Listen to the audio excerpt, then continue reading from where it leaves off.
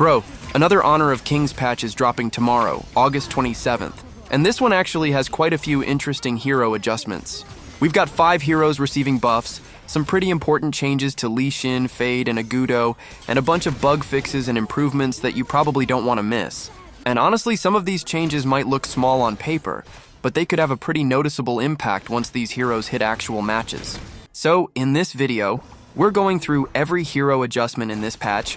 I'll explain exactly what's changing, and more importantly, what these changes could mean for the heroes. Let's get into it. Let's start with Luna, because she's getting some pretty interesting buffs. First up, her skill 2, Searing Stab, is getting a significant damage increase.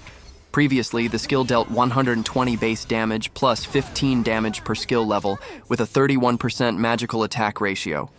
After the patch, that's going up to 160 base damage plus 32 per skill level, with a 32% magical attack ratio. So basically, Luna's skill 2 is getting stronger across the board. But that's not the only change. Her ultimate, New Moon, is also getting a major cooldown adjustment. Previously, the cooldown was 20 seconds, reduced by 4 seconds per skill level. Now, it's going to be 15 seconds, reduced by 1.5 seconds per skill level. And her mana cost is also going down from 50 to 40. However, there's an interesting trade-off here. The ultimate's base damage is actually being reduced. Previously, it dealt 420 plus 140 per skill level, with a 65% magical attack ratio. After the patch, that's becoming 350 plus 175 per skill level, with a 60% magical attack ratio. So Luna's ultimate is losing some of its early base damage, but she's getting better scaling per skill level, lower cooldown, lower mana cost, and a stronger skill too. Overall, this feels less like a simple damage buff and more like a change toward making Luna's abilities available more frequently. And if you already play Luna, that lower ultimate cooldown could be the part you notice the most. Next up is Yao. Yao is getting a straightforward damage buff to skill 1, Starlight Slice. The base damage is going from 380 plus 76 per skill level with 120% extra physical attack to 425 plus 85 per skill level with 125% extra physical attack. That's a pretty clean buff. He's getting higher base damage, better damage per skill level, and a slightly stronger physical attack scaling. So Yao players should have a little more damage coming from skill 1, especially as the game progresses. It's not some massive gameplay rework, but it's definitely a welcome buff for him.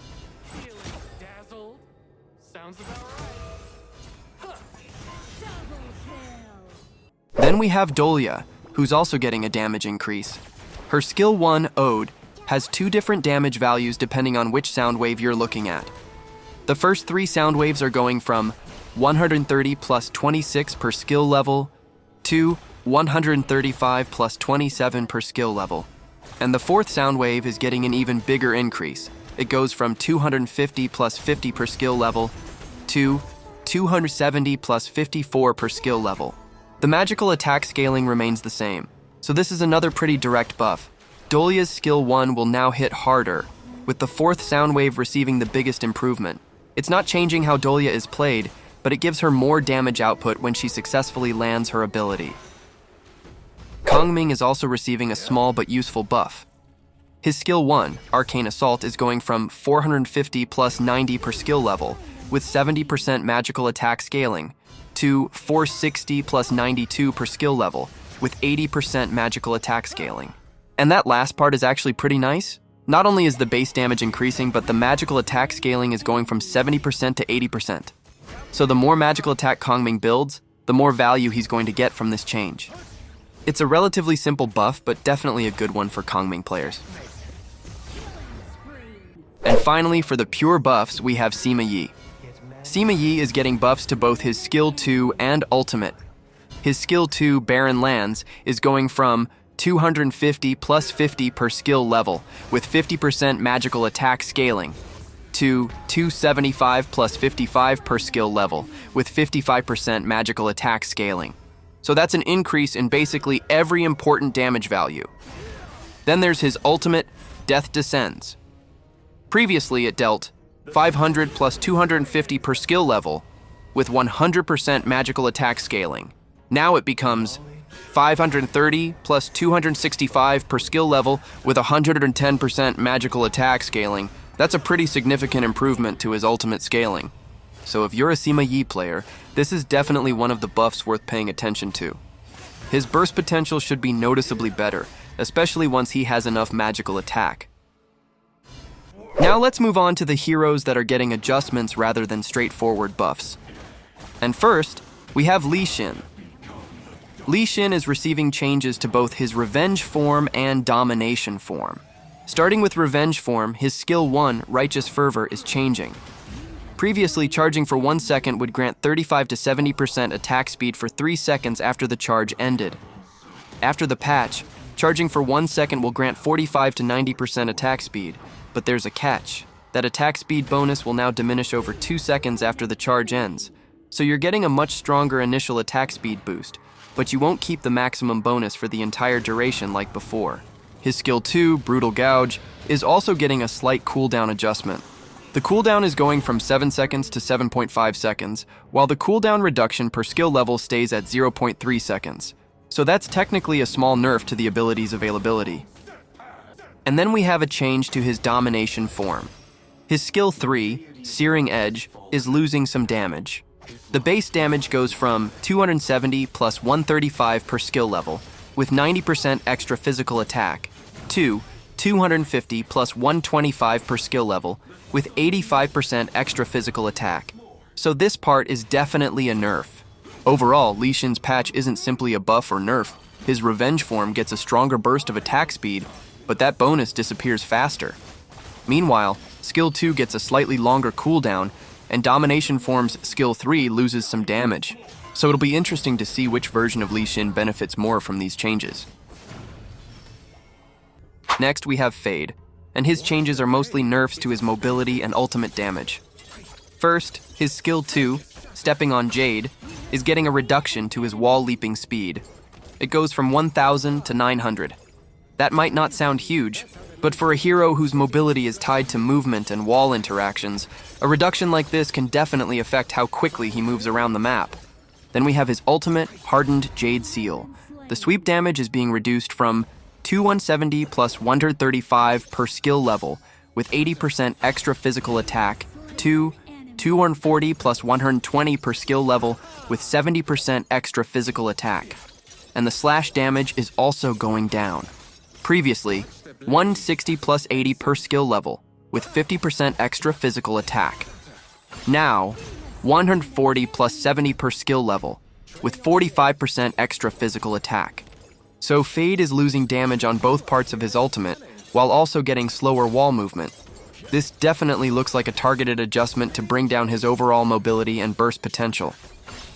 If you've been abusing Feyd recently, you might feel this one pretty quickly. And then we have Agudo, who has a pretty interesting set of adjustments.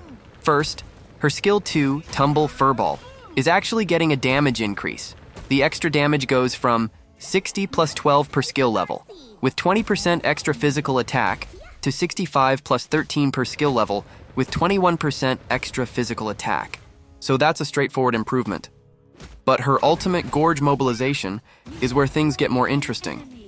The cast time of the ultimate will now be affected by 15% of attack speed. So attack speed will have an additional interaction with the ultimate's cast time. There's also another important change. Agudo's basic attacks will no longer reset Furball's basic attack intervals, and Furball's basic attack interval itself is changing. Previously, the interval was 1.3 seconds.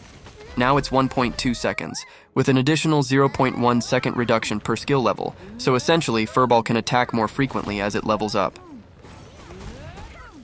Now let's get into the bug fixes and improvements, because there are quite a few of them in this patch. First, there's a fix for Okarun Lamb's recall sound effects. Previously, the recall sound effects were missing Momo's voice lines. That's now been fixed. Next, there's a pretty important bug involving Yaria.